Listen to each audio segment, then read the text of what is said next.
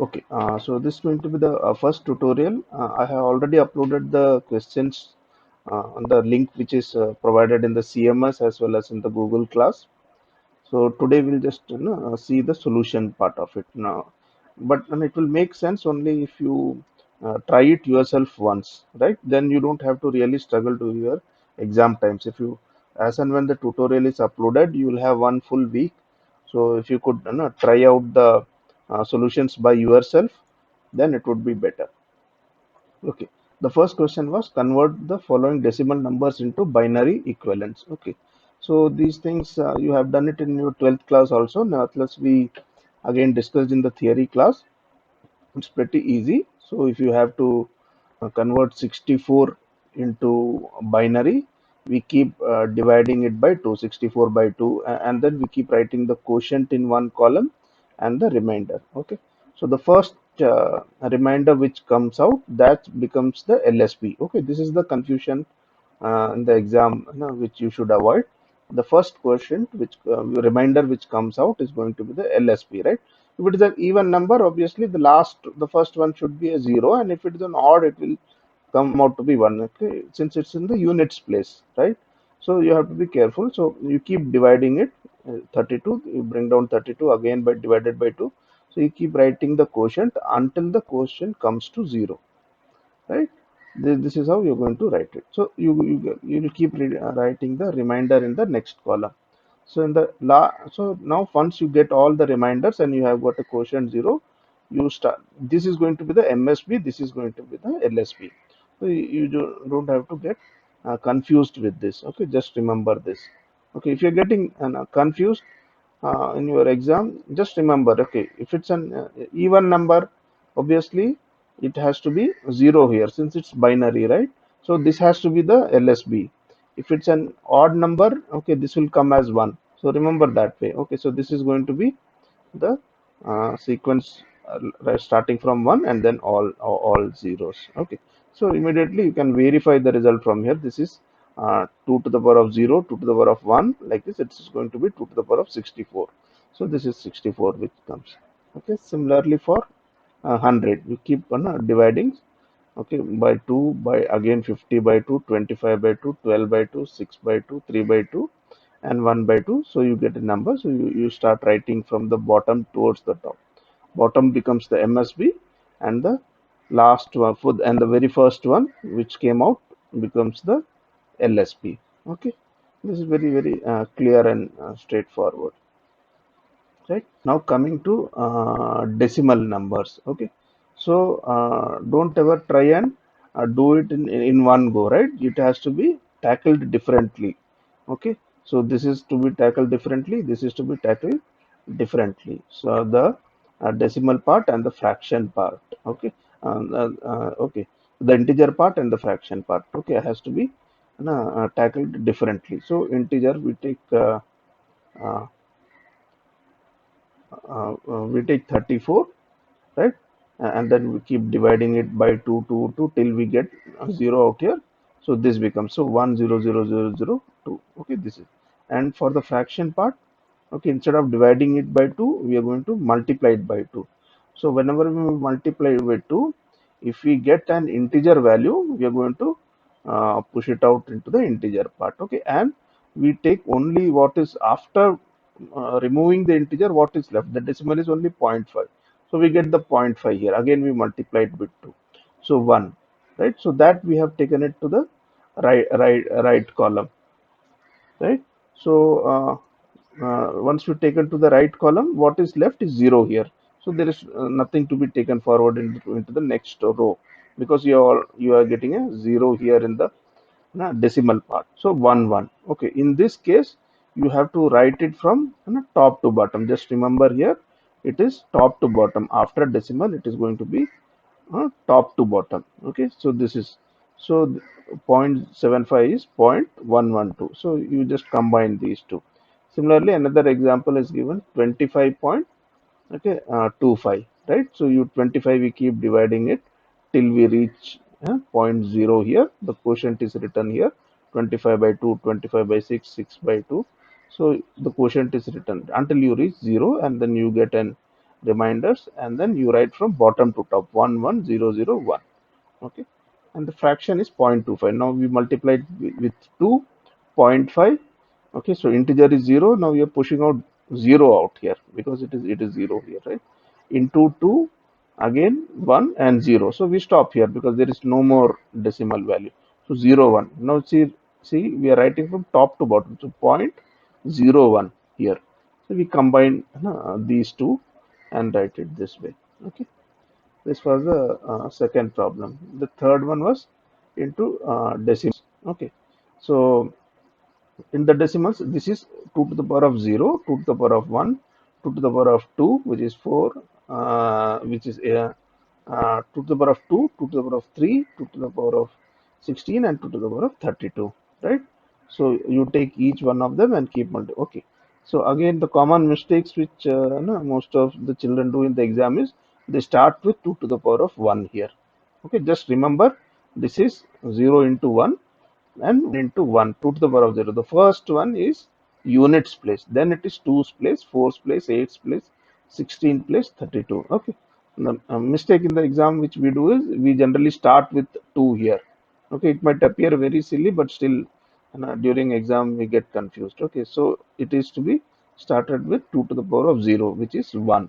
Okay, and then you multiply each weightage with each bit, and whatever here it is all 0, only you have 1 in 2 to the power of 4's place and 2 to the power of 8. So 8 plus 4, it comes 12. In this case, it is only these last two. So 1 plus 2 to the power of 1, which comes out to be 3. Okay. In case there is any doubt, then please let me know. Okay. Please switch on your mic and interrupt me. Okay. Convert the binary into decimal equivalents. Okay. Here you have some fractions also. For the decimal, for the integer part, we have seen it is starting from 2 to the power of 0. For the decimal part, we start with 2 to the power of minus 2 here. Again, okay, this is the mistake which again most of us do. It is not into 1. Okay, it's because the into 2 to the power 1 is already taken care here, right, in the LSB, in the integer LSB. Here it starts with 2 to the power of minus 2. Remember this, it starts with 2 to the power of minus 2, then 2 to the power of minus 2, 3, minus 4, minus 5. It goes on like this, right? So 0.001 is 2 to the power of minus 2, 2 to the power of minus 4, and 1 into 2 to the power of minus 3. Minus 3 is 1 by 8, right? So you get 0.125 here, right? And this is 28, right? This is 2 to the power of 1, 2, 3, 4, 5. Okay, now 16 plus 8 plus 4. So you get 28 here. So this is how we do here also. Point 1 is 2 to the power of minus, that is 0.5, and then you have 1, 2, 3, 4, 5, 0.0625, right? So you got to be careful with the MSB and LSB selections. That's the first multiplication. You got to be careful with that. Okay. The next question, which is convert the following hexadecimal number to the decimal equivalents. Right. You got to convert each one of them into decimals. Okay. So how do we do that? So each one hexadecimal means it is 10 to the power of there are 15 unique numbers, right? That is from 0 to F, right? 0 to 9, and then A is 10, B is 11, C is 12, right? D is 13, E is 14, and F is 15, right? So you have instead of only 0 to 9 bits in like in a normal decimal, in a hexadecimal, you have total 16. And I told the advantages of using this thing is it's generally when you write codes and all, it is easy to write in this, and easy to write in hexadecimal than in binary, right? You can write this easily code once you get used to it. And then for the machine to convert it into binary, it's pretty simple.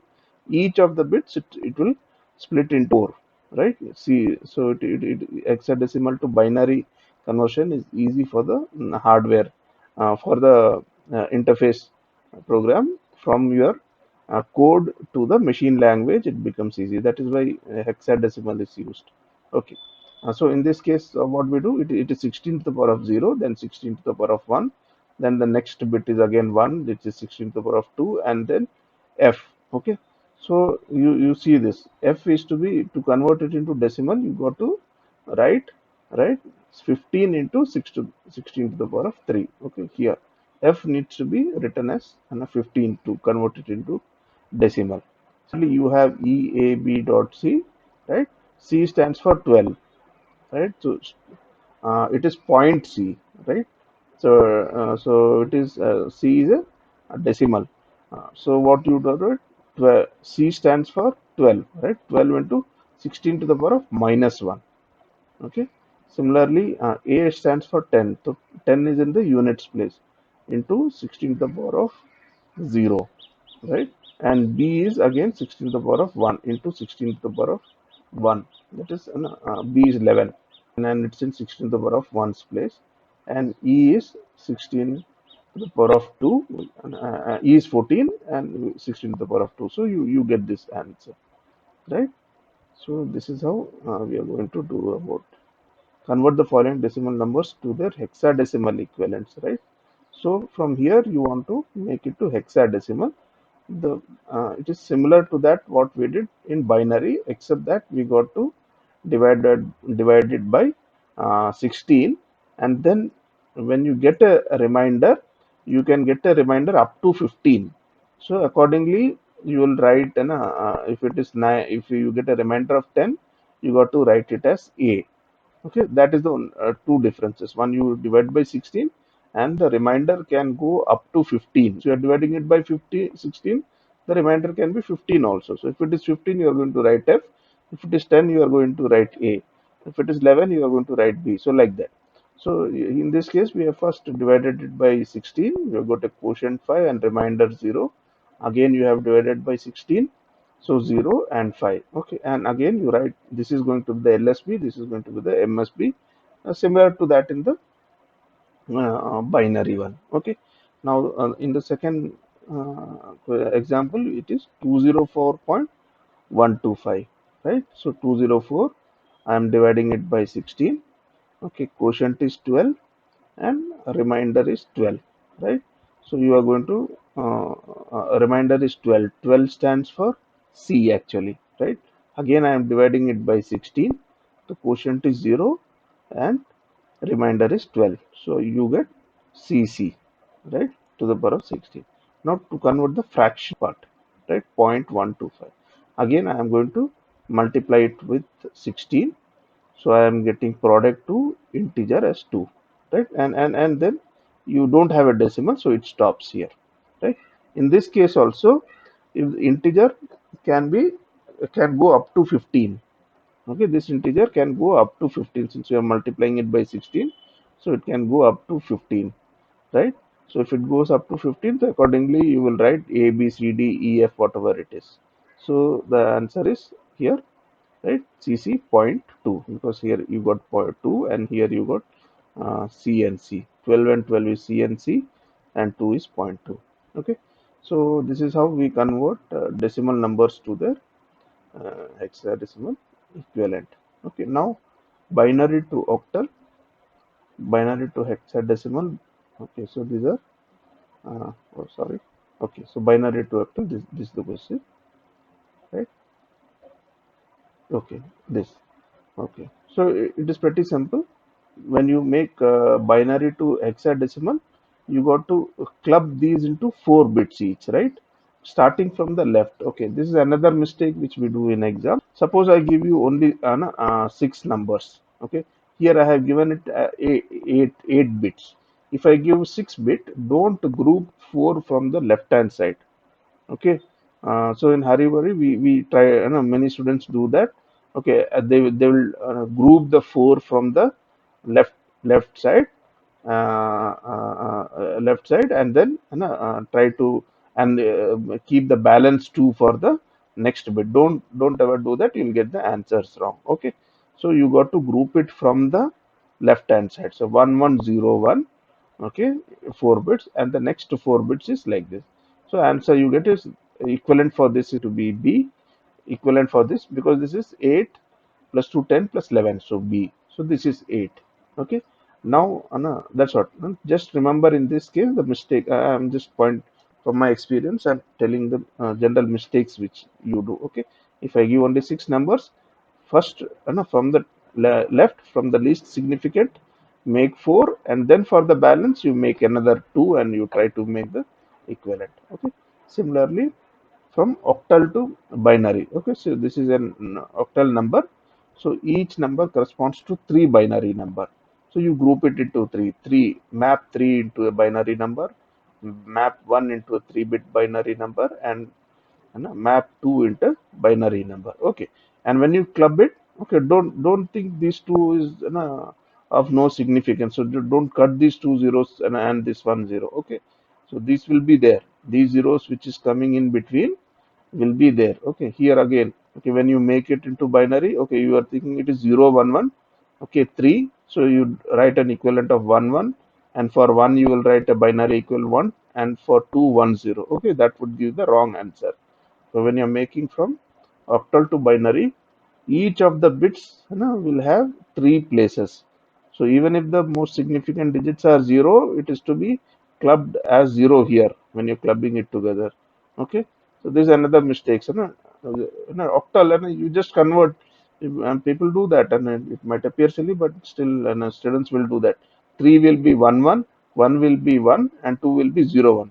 So you'll write 0 1 1 1 1. Okay, so that would be a wrong answer. Okay, you have to map each one of them into 3 bits. Okay, so these are small things which you got to remember. From hexadecimal to binary, right? It is same. Now each one is to be mapped into 4 4 4, right? And just here also just remember ki if there is it has to be 8 bits in this case, right? 4 4. So don't think it is insignificant, and just even if the MSB is insignificant, don't remove it, put it that way. Ensure that there are all the 8 bits are there. So these are all pretty simple.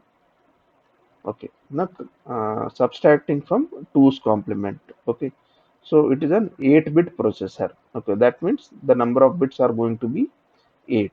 So how do we go about it? 26. Okay, 26 is what? 0001 1010, right? And what is 15, right? To make it, so you got to write 15 in binary and then take 2's complement.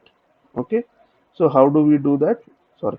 Okay, so you have to write 15 is what?